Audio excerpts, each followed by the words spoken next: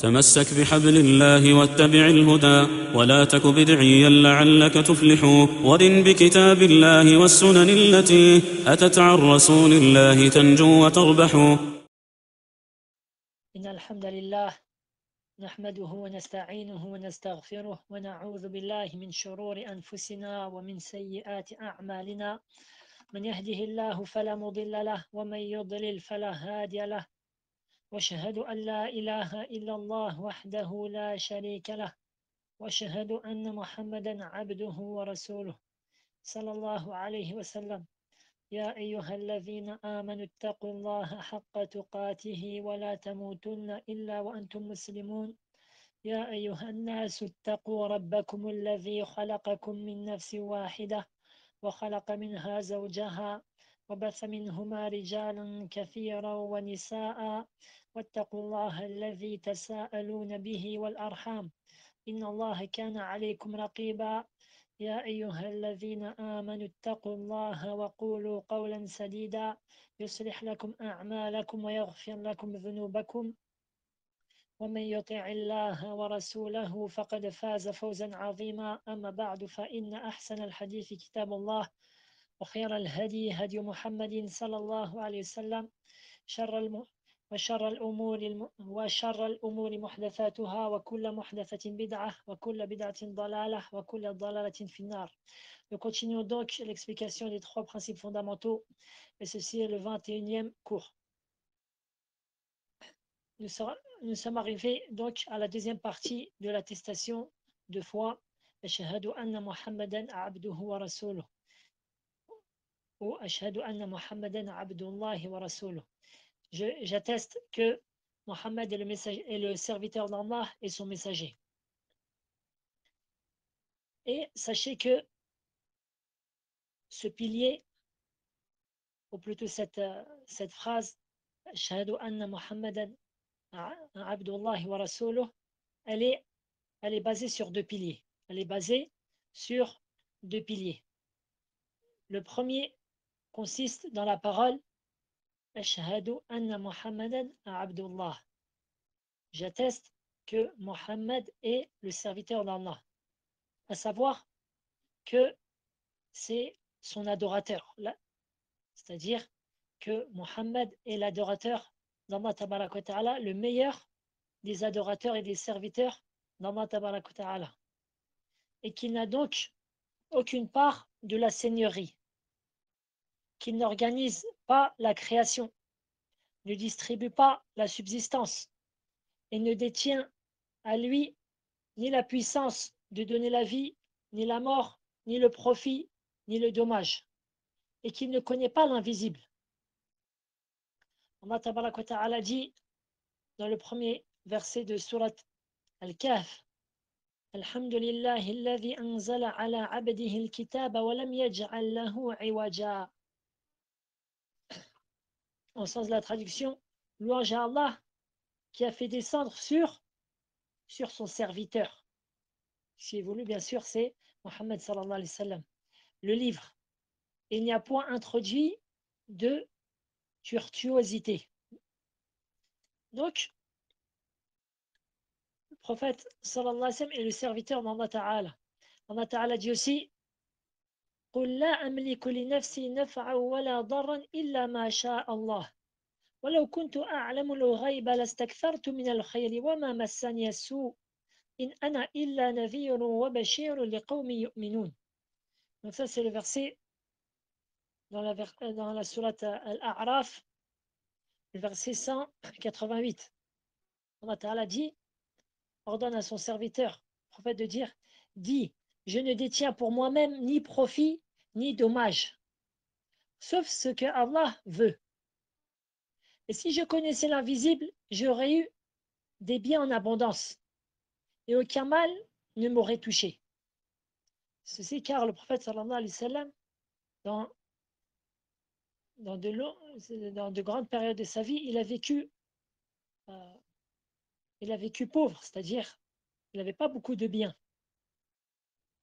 De plus, il a été touché par certains maux, tels que durant la bataille de Uhud, lorsqu'il a été frappé Donc Allah Ta'ala dit, et si je connaissais l'un, il leur donnait de dire, et si je connaissais l'invisible, j'aurais eu des biens en abondance. C'est-à-dire le prophète sallallahu alayhi wa sallam n'aurait pas été touché par l'indigence.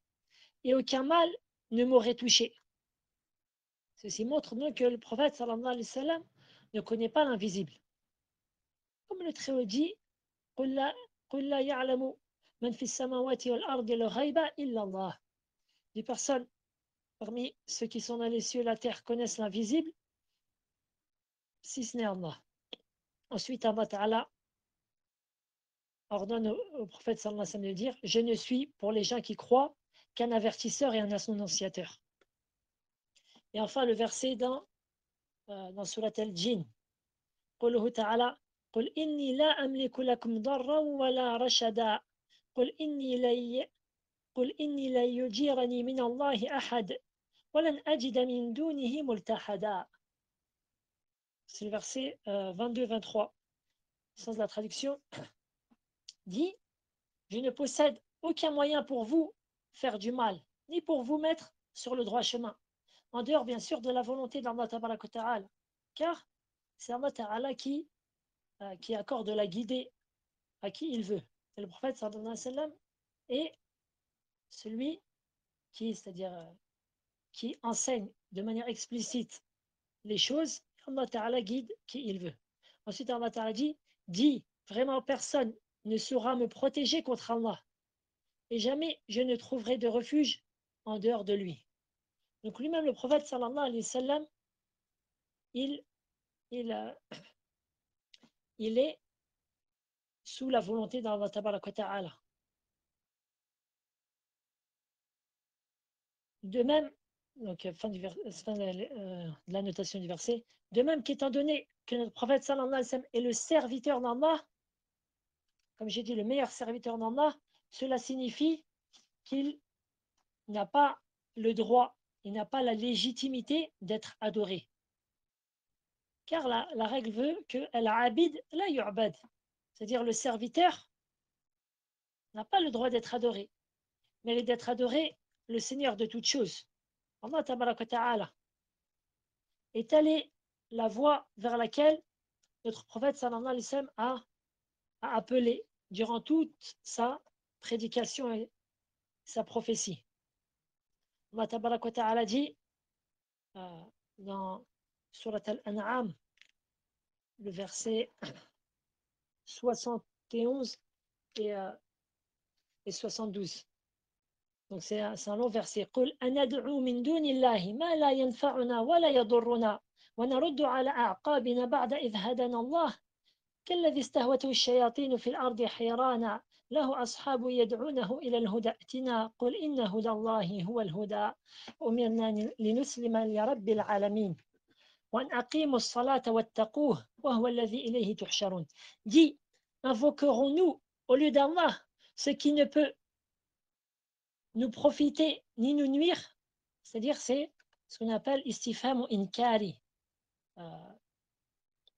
C'est une interrogation qui réprimande l'interlocuteur. Exemple, c'est comme si quelqu'un, je ne sais pas, il conduit et il rentre dans un mur alors qu'il est à 30 km/h. Tu dis, mais tu n'as pas vu que devant toi il y avait un mur? C'est dans ce sens-là, pour donner une image. Donc, Allah Ta'ala dit, invoquerons-nous au lieu d'Allah ce qui ne peut nous profiter ni nous nuire, et reviendrons-nous sur nos talons après qu'Allah nous a guidés?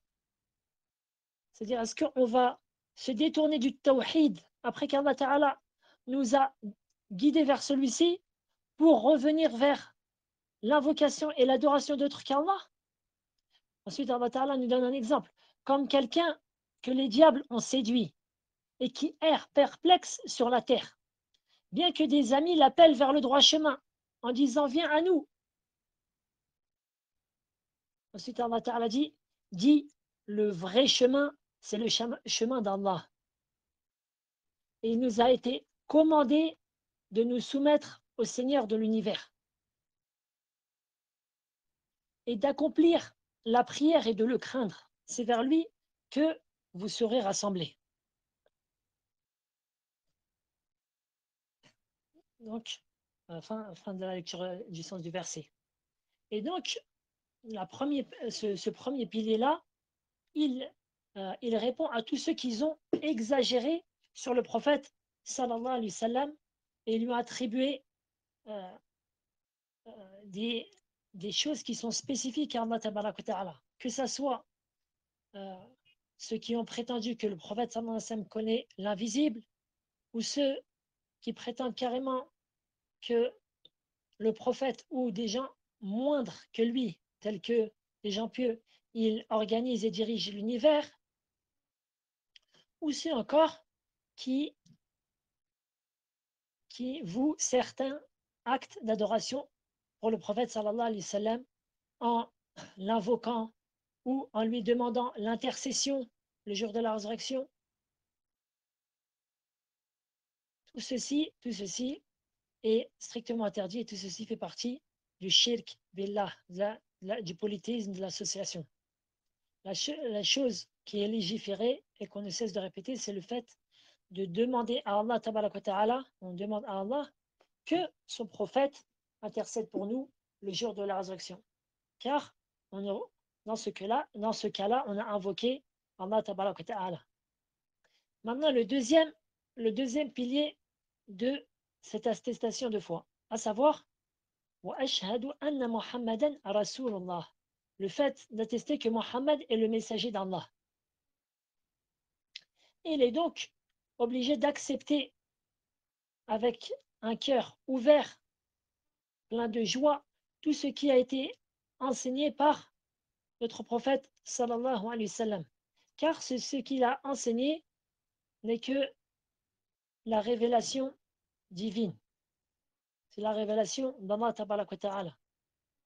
Et ces deux piliers, tu les retrouves dans le début du dernier verset de Surat Al-Kahf, lorsqu'Allah tabaraka wa ta'ala dit قل إنما أنا بشر مثلكم يوحى إلي أنما إلهكم إله واحد. Dis. Donc dit ensuite, Allah Ta'ala dit قل إنما أنا بشر مثلكم. Dis, je suis en fait un humain, un être humain comme vous. Et ça, c'est le premier pilier, le fait que le prophète sallallahu alayhi wa sallam est un humain, est un serviteur d'Allah Ta'ala. Ensuite, le deuxième pilier, Yuha ilayya annama ilahukum ilahu wahid. Allah Ta'ala l'a élevé au-dessus des autres humains. En quoi? Il m'a été révélé que votre Dieu est une divinité unique, est un Dieu unique. Donc, Allah Ta'ala l'a élevé dans quoi? Dans le fait qu'il l'a choisi pour porter sa révélation. Et que c'est donc le prophète et le messager d'Allah Ta'ala. Je fais une petite parenthèse, étant donné que j'ai cité deux versets de Surat Al-Kahf, c'est que il est fortement conseillé de réciter Surat Al-Kahf tous les vendredis. Tous les vendredis. Qu'est-ce que veut dire tous les vendredis? C'est-à-dire à partir de la nuit du vendredi qui commence Masa al-Khamis, c'est-à-dire qui commence après la fin de la journée du jeudi. C'est-à-dire lorsqu'on est jeudi, l'entre du Maghrib entre, alors nous sommes rentrés dans la nuit du vendredi. Jusqu'à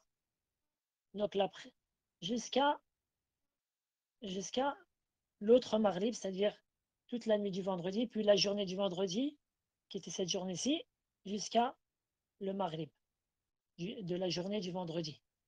Donc il est conseillé de réciter sur la Al-Kahf, et il n'est pas obligatoire de la réciter en une seule fois. Si la personne ne peut pas, elle peut la réciter en plusieurs fois. Al-Muhim. Donc, pour résumer ces deux piliers, la parole des savants et donc les savants ils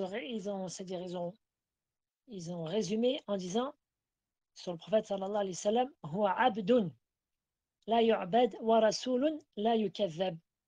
Huwa abdun la yu'bad wa rasulun la yukazzab. C'est un serviteur Il ne doit donc pas être adoré et c'est un messager. Il ne doit pas être démenti. Voilà pour ça. Ensuite, donc, euh, nous étions arrivés à la parole de l'auteur. Le sens de l'attestation que Mohammed est le messager d'Allah est le suivant. Obéir à ses commandements, attester de la véracité des informations dont il nous a fait part, s'éloigner de ce qu'il a interdit, réprimandé et n'adorer Allah qu'au moyen de ce qu'il a légiféré. Donc ça, on l'avait expliqué la semaine dernière. Et je voulais juste rajouter une petite chose, à savoir, dans le sens que Mohammed sallallahu alayhi wa sallam est le messager d'Allah et ce qui fait partie des droits du prophète sallallahu alayhi wa sallam sur sa communauté, à savoir qu'on aime le prophète sallallahu alayhi wa sallam. On l'aime pour Allah Jalla wa ala. On l'aime pour Allah Ta'ala et en espérant en ceci qu'Allah Ta'ala nous récompense en ceci.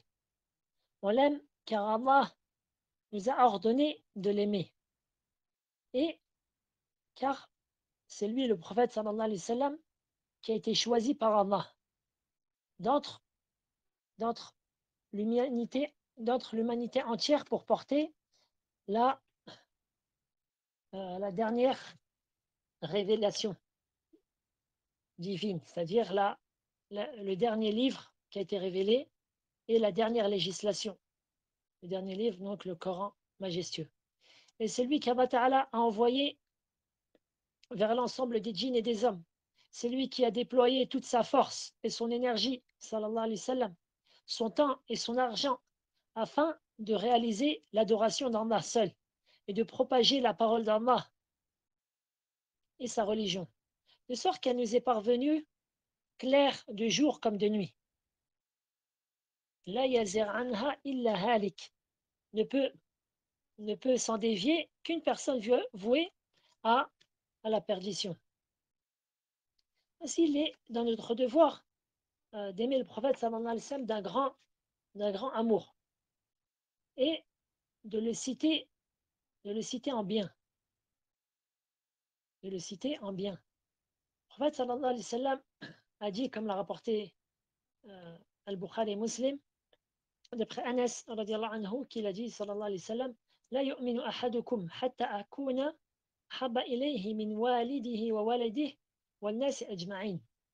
Aucun d'entre vous ne sera parfaitement croyant tant qu'il ne m'aimera pas plus, c'est-à-dire tant qu'il ne m'aimera pas plus, tant qu'il ne me préférera pas que son père, ses enfants et l'ensemble des gens. Je répète, aucun d'entre nous ne sera parfaitement croyant jusqu'à ce qu'il aime le prophète sallallahu alayhi wa sallam plus que son père, ses enfants et l'ensemble des gens. Et rapporté l'imam al-Bukhari, rahimahullah, que le prophète sallallahu alayhi wa sallam a pris la main de Omar ibn al-Khattab, radiallahu anhu. À ce moment-là, Omar ibn al-Khattab lui a dit, Ya Rasulallah, la anta ahabbu ilayya min kulli shay'in illa nafsi. Il lui a dit, tu m'es préférable que tout, c'est-à-dire que toute personne, si ce n'est ma propre personne. فقال النبي صلى الله عليه وسلم لا والذي نفسي بيده حتى أكون أحب إليك من نفسك. Il lui a dit non, par celui qui détient mon âme dans sa main, jusqu'à que je te sois préférable à ta propre personne. فقال له عمر, donc Omar répondu à ce moment-là, et le fa en arabe c'est min huruf al-ta'qib, c'est-à-dire il a répondu rapidement. فإنه الآن, il a dit maintenant, wallahi, par Allah, la anta ahabbu ilayya min nafsi, tu m'es préférable que ma propre personne. Cheikh Abdelrazak al-Badr, il dit à propos de ce hadith que à ce moment-là, ceci s'est réellement réalisé dans le cœur de Omar, à savoir que son amour pour le prophète sallallahu alayhi wa sallam a pris le dessus sur l'amour de sa propre personne. فقال النبي صلى الله عليه وسلم الآن يا عمر. Il lui a dit maintenant, au Omar. C'est-à-dire maintenant, tu as dit la parole juste et tu as parachevé la foi. C'est-à-dire ce qu'on appelle Kamalul Iman al-Wajib. Il a eu la foi, il a parachevé la foi qui est obligatoire. Donc, celui qui n'atteint pas cela, c'est-à-dire il n'atteint pas ce niveau-là, de sorte que il n'aime pas le prophète sallallahu alayhi wa sallam plus que son père, ses enfants, l'ensemble des gens et sa propre personne, alors il a ce qu'on appelle un manque dans sa foi. Il a un manque dans sa foi. Mais tant qu'il aime le prophète sallallahu alayhi wa sallam, alors il est musulman, mais يعني مسلم ناقص الإيمان, un musulman qui a une faiblesse dans sa foi. Tandis que celui qui n'a aucun amour pour le prophète sallallahu alayhi wa sallam, alors il n'a pas de foi. ليس له أصل الإيمان. Il n'a même pas la base de la foi. Comme l'ont dit les savants, de même que celui qui insulte le prophète sallallahu alayhi wa sallam. Celui-ci, il sort de l'islam et est tombé dans l'apostasie, et ceci est une des plus graves formes d'apostasie. Ensuite, donc l'auteur dit, pour continuer dans les quatre autres piliers de l'islam, donc on a fini avec le premier de l'islam. ودليل الصلاة والزكاة وتفسير التوحيد قوله تعالى وما أمروا إلا ليعبدوا الله مخلصين له الدين حنفاء ويقيموا الصلاة ويؤتوا الزكاة وذلك دين القيمة. La preuve au sujet de la prière, de la zakat, l'aumône légale, et de l'explication du tawhid réside dans la parole d'Allah Ta'ala. Il nous a, il ne leur a été commandé que d'adorer Allah, lui vouant un culte exclusif.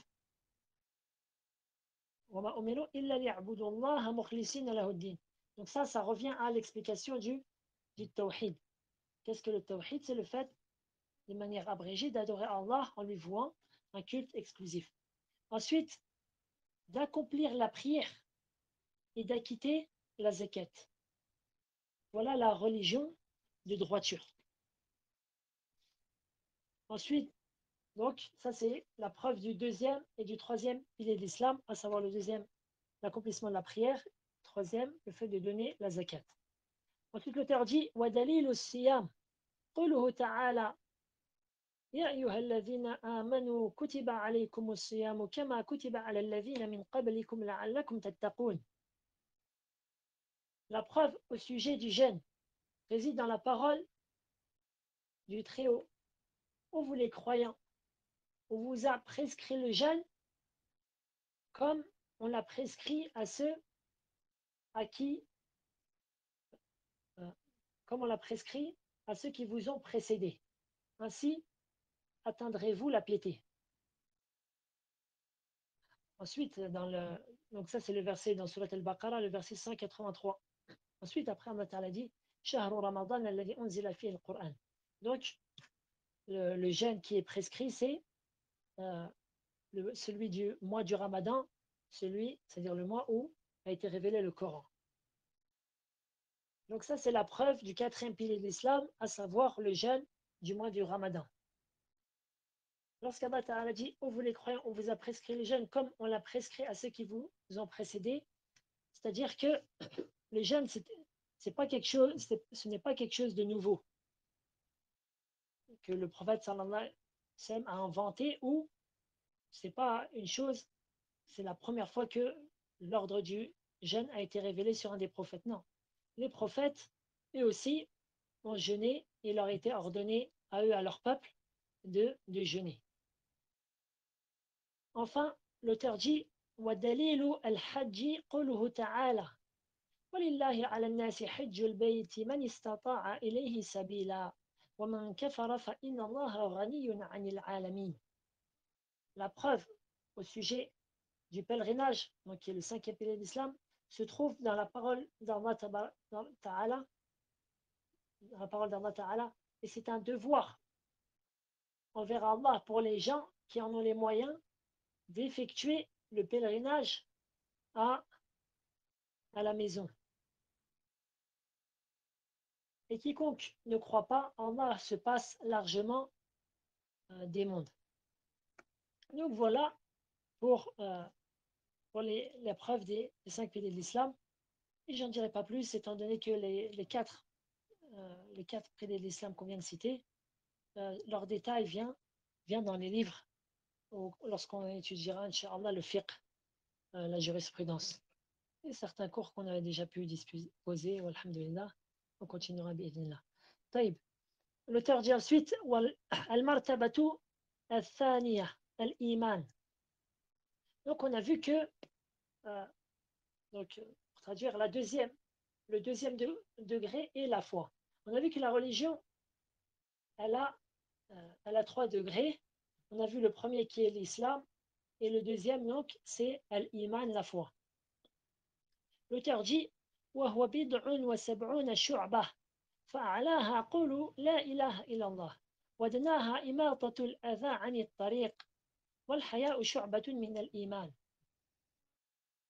L'auteur dit, donc le deuxième degré est la foi qui présente un peu plus bid'un.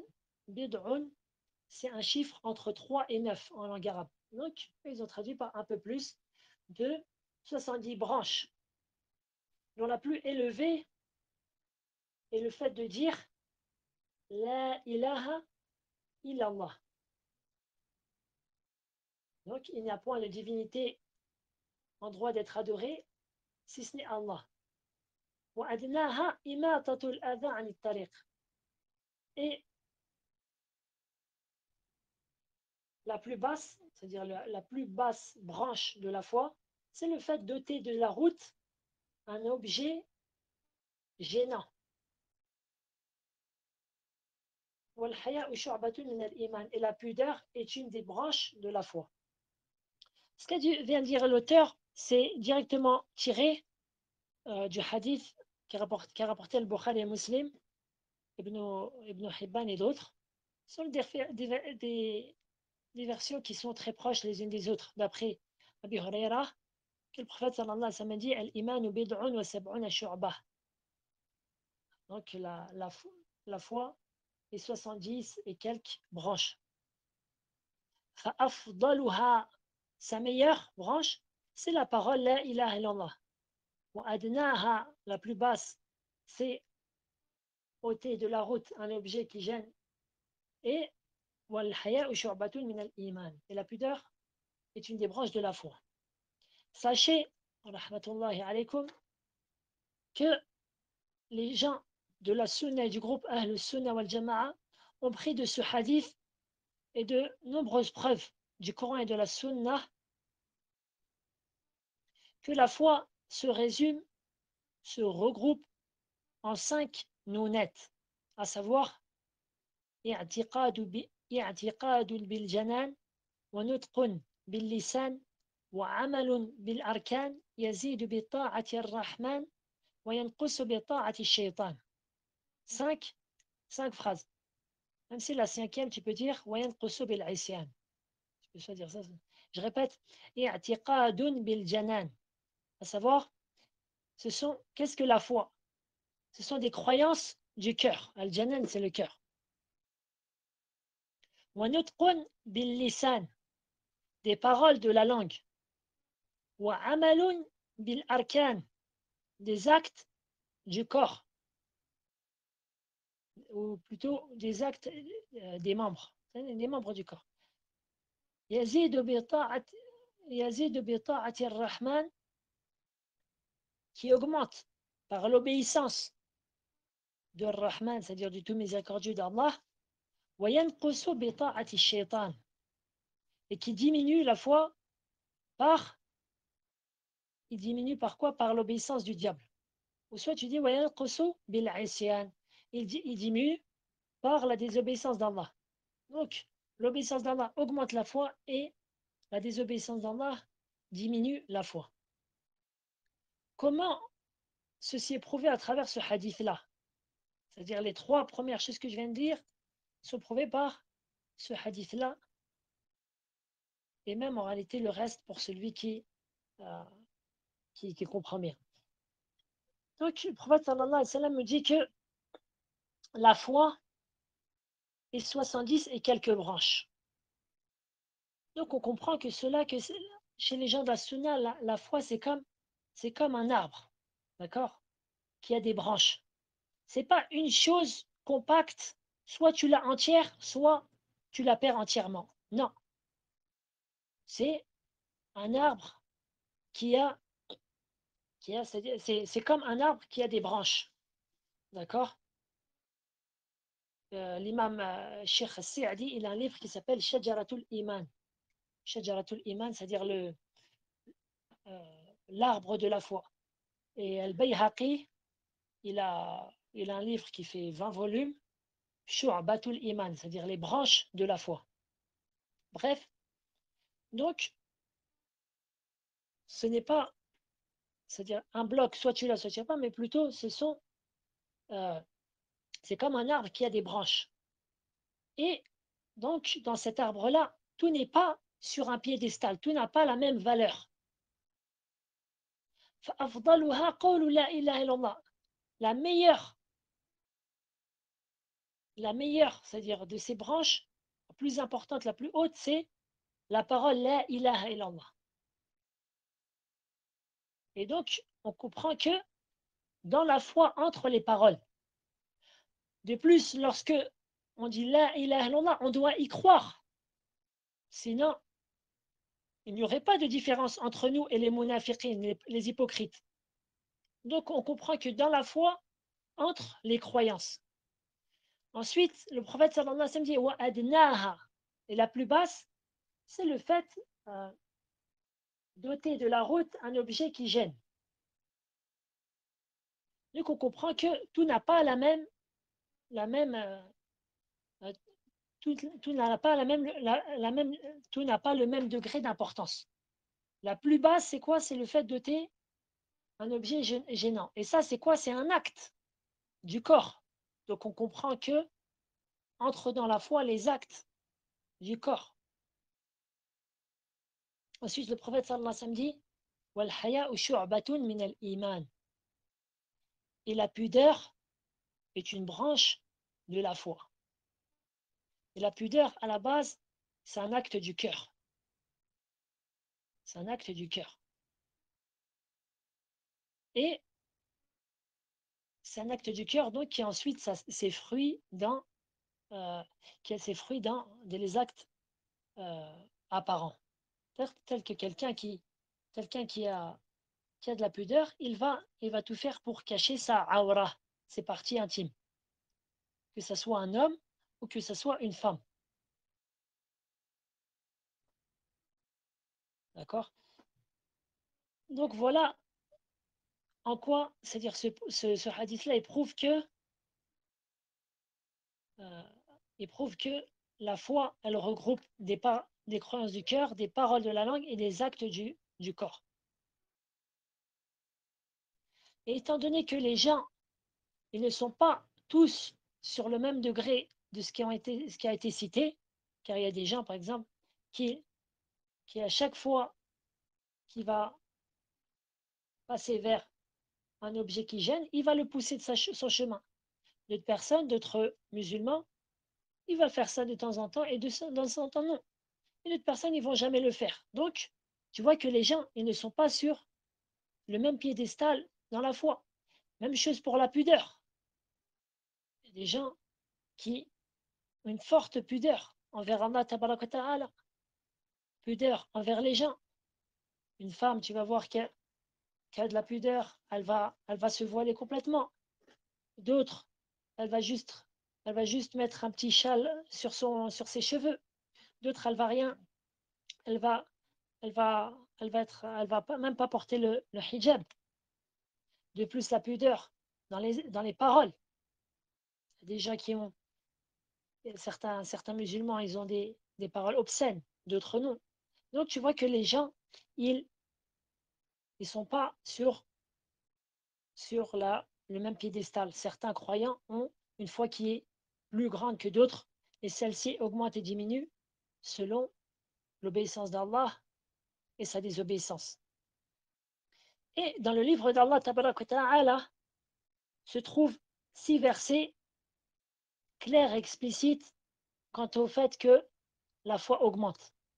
Parmi ces versets-là, la parole du Très-Haut, dans le début de Surat Al-Anfal, إنما المؤمنون الذين إذا ذكر الله وجلت قلوبهم وإذا تليت عليهم آياته زادتهم إيمانا وعلى ربهم يتوكلون الذين يقيمون الصلاة ومما رزقناهم ينفقون أولئك هم المؤمنون حقا لهم درجات عند ربهم ومغفرة ورزق كريم. Donc Allah Ta'ala dit, les vrais croyants sont ceux qui sont ceux dont les cœurs frémissent quand on mentionne Allah. Et quand ces versets leur sont récités, cela fait augmenter leur foi. Donc on comprend que la foi, elle augmente. Et ils placent leur confiance en leur Seigneur. Ceux qui accomplissent la prière et qui dépensent dans le sentier d'Allah de ce que nous leur avons attribué. Ceux-là sont en toute vérité les croyants, à eux des degrés élevés auprès de leur Seigneur, c'est-à-dire au paradis, ainsi qu'un pardon et une dotation généreuse. Donc, il y a 5 autres versets qui montrent cela de manière explicite dans le Coran. Et sachez, comme l'a dit nos pieux prédécesseurs, as-salaf as-salih, que chaque verset qui prouve que la foi augmente, eh bien, ce verset prouve en même temps que la foi diminue en cas de désobéissance. Il y a un grand nombre de athars, de récits de nos pieux prédécesseurs en cela. Parmi elles, il a Sufyan ibn Uyayna. Il a été dit à Sufyan ibn Uyayna, Al-iman yazid wa yanqus. La foi augmente-t-elle et diminue-t-elle? قال أليس تقرؤون فزادهم إيمانا وزدناهم هدى. Sufyan ibn Uyayna répondit, ne lisez pas, ne lisez pas vous, excusez-moi, est-ce que vous ne lisez pas la parole c'est-à-dire la parole du Très-Haut? Nous leur avons augmenté en foi, et aussi nous les avons augmentés en guidée. À plusieurs endroits du Coran. Ensuite, la personne qui a interrogé dit,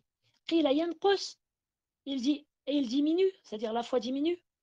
قال ليس شيء يزيد إلا وهو ينقص. Il dit, il n'y a pas une chose qui diminue, excusez-moi, il n'y a pas une chose qui augmente, si ce n'est que cette dernière diminue aussi.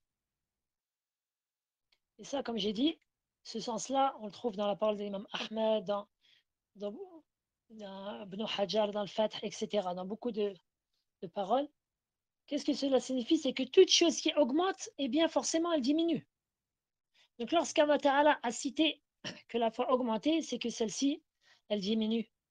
Lorsque le contraire de ce qui augmente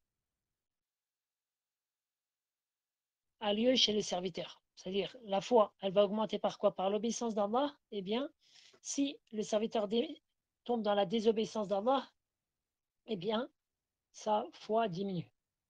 Et la sunna du prophète, sallallahu alayhi wa sallam, cite de manière explicite que la foi diminue. Et parmi le hadith le plus connu, c'est le hadith que rapportait Ibn Omar et Abi Saïd al-Khudri. C'est la version d'Ibn Omar qu'a rapporté l'imam Muslim. Donc c'est un long hadith. À la fin, le prophète sallallahu alayhi wa sallam dit, Omar, tandis qu'il parlait, le prophète sallallahu alayhi wa sallam, il parlait aux femmes. وما رأيت من ناقصات عقل ودين أغلب لذي لب منكن. Il a dit, je n'ai jamais vu des personnes ayant naqisat, c'est-à-dire qui ont une diminution. On peut dire aussi des manquements dans la raison et dans la religion, prendre le dessus sur un homme plein de raisons que vous. C'est-à-dire, je n'ai jamais vu des personnes ayant des manquements dans leur raison et leur religion qui réussissent à prendre le dessus sur un homme plein de raisons que vous. Pourquoi? Parce qu'il y a des hommes qui sont pleins de raisons. Vélobin, c'est-à-dire qui sont pleins de raisons, qui ont une grande religiosité, qui sont accrochés, c'est-à-dire par exemple le fait d'aller à la mosquée, le fait de lire le Coran, qui sont droits. Et tu vois que du jour au lendemain, une femme, elle lui tourne la tête et au final, c'est-à-dire il sort complètement de la voie d'Allah tabaraka wa ta'ala. Nasallahu salamata al-afiyah. À ce moment-là, une des femmes qui avait déjà interrogé le prophète sallallahu alayhi wa sallam au-dessus lui dit قالت يا رسول الله ما نقصان العقل والدين. Elle dit ô messager d'Allah, quelle est la diminution de la raison et de la religion?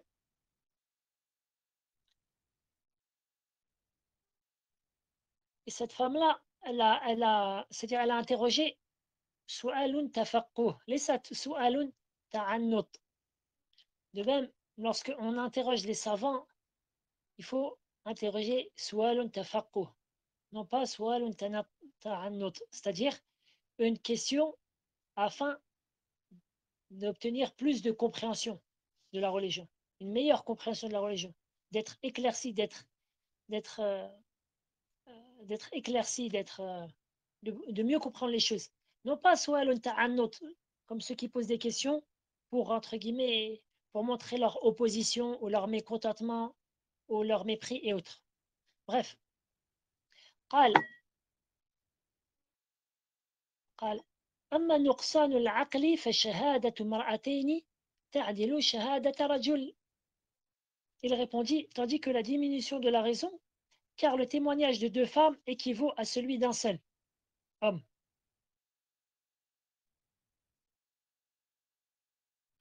Ensuite, le prophète sallallahu alayhi wa sallam dit, ça donc, فهذا نقصان العقل. Le prophète sallallahu alayhi wa sallam dit, ceci est la diminution dans la raison. وتمكث الليالي ما تصلي وتفطر في رمضان فهذا نقصان الدين. Elle reste des nuits entières sans prier et elle rompt le jeûne du mois de Ramadan durant, pourquoi? Durant sa période de menstru. Ceci est son manquement dans sa diminution dans la religion. Donc, on comprend à travers ce hadith-là de manière explicite que la foi, elle diminue. C'est-à-dire que la religion, elle diminue, la religion de la personne diminue, donc sa foi, elle diminue. Voilà pour cela. Je continue, l'auteur dit وَارْكَانُهُ سِتَّةٌ كَمَا فِي الْحَدِيثِ أَنْ تُؤْمِنَ بِاللَّهِ وَمَلَائِكَتِهِ وَكُتُبِهِ وَرُسُلِهِ وَالْيَوْمِ الْآخِرِ وَتُؤْمِنَ بِالْقَدَرِ خَيْرِهِ وَشَرِّهِ. Maintenant, voyons qu'est-ce que sont les piliers de la foi. Ce que j'ai cité avant, c'est la définition de la foi. Maintenant, les piliers de la foi, ces piliers sont au nombre de 6. Croire en Allah, en ses anges, en ses livres, en ses messagers et au jour dernier. Et croire au destin, qu'il soit favorable ou défavorable. Donc ceci sont les 6 piliers de la foi qu'il est obligatoire pour tout musulman de connaître par cœur. De même, je conseille fortement mes frères et mes sœurs d'enseigner cela à leurs enfants et à ceux qui sont autour de eux. L'auteur dit ensuite وَالدَّلِيلُ عَلَى هَذِهِ الْأَرْكَانِ سِتَّةِ. Donc à la base, l'auteur a cité le passage du hadith qu'on va revoir ensuite lorsqu'il va citer le hadith de Jibril entier. Ensuite, il dit وَالدَّلِيلُ عَلَى هَذِهِ الْأَرْكَانِ السِّتَّةِ. La preuve concernant ces 6 piliers, donc il va donner les preuves dans le Coran, réside dans la parole du Très-Haut قوله تعالى ليس البر أن تولوا وجوهكم قبل المشرق والمغرب ولكن البر من آمن بالله واليوم الآخر والملائكة والكتاب والنبيين. La, la bonté pieuse ne consiste pas à tourner vos visages vers le levant ou le couchant, mais la bonté pieuse est de croire en Allah, au jour dernier, aux anges, aux livres et aux prophètes. Donc on voit qu'il y a 5 piliers de la foi qui ont été cités dans ce verset-là. Ensuite, l'auteur dit وَالدَّلِيلُ الْقَدَرِ قَوْلُهُ تَعَالَى. Et la preuve concernant le destin réside dans la parole d'Allah, le Très-Haut. Donc dans un autre verset, Inna kulla shay'in khalaqnahu biqadar. Nous avons créé toute chose selon, selon une prédestination, avec mesure. Donc voilà une des preuves dans le livre d'Allah du 6e pilier de la foi, à savoir le destin.